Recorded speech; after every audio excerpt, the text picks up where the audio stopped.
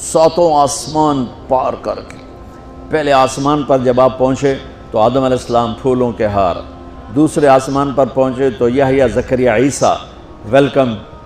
استقبالیہ جماعت، تیسرے آسمان پر پہنچے تو یوسف علیہ السلام، چوتھے آسمان پر گئے تو ادریس علیہ السلام، پانچویں آسمان پر گئے تو ہارون علیہ السلام، چھٹے آسمان پر گئے تو موسیٰ علیہ السلام، یہ سب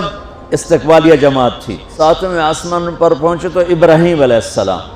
وہاں سے آگے گئے تو سدرۃ المنتہا، کائنات کا بارڈر، اینڈ آف دا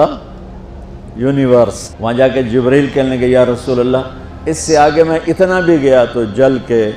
راکھ ہو جاؤں گا، اتنا بھی اوپر گیا یعنی میرے پاس آگے ویزا کوئی نہیں،